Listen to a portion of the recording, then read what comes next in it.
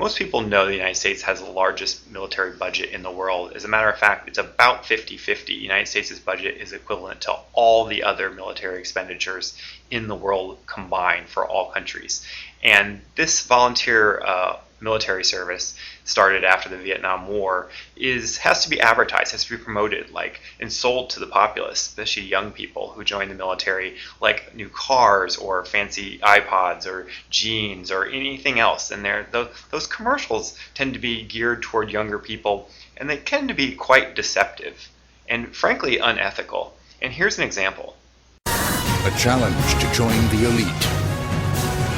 And if you succeed, if you can master your fear, outsmart your enemy, and never yield even to yourself, you will be changed forever. The few, the proud, the Marines.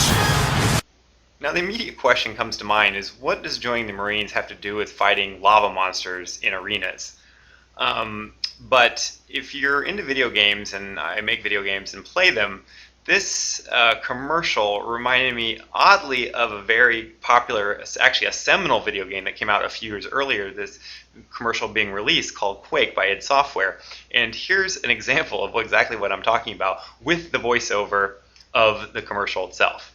If you can master your fear, outsmart your enemy, and never yield even to yourself, you will be changed forever. The few, the proud, the Marines. Oh, there's more. So the United States military just doesn't advertise. They actually make a video game called America's Army.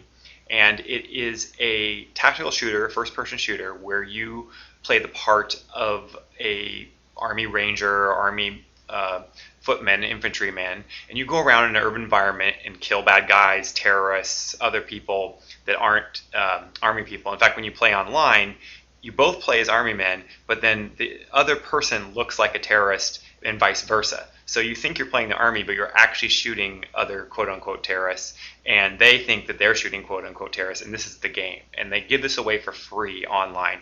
And here it is. Medic. A game that teaches you can heal a fallen soldier with 3 gunshot wounds in a few seconds. Thank you. Thank you. Medic. Enemy spotted. And a game that teaches you that being sprayed by an automatic weapon only leaves you incapacitated. Only -1 point. In this game, and really it's a killing simulation sponsored by the United States Army, advertising the fact that this is what you would do when you join the Army is basically the pretense of this video game. And this is something that has been around for about 8 or 9 years now. There's been over 26 different versions of this game released at a tune of about $33 million paid for by the US taxpayer.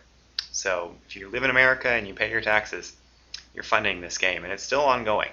And they are specifically giving it away at video game conventions. They'll have it set up in front. I've seen this firsthand.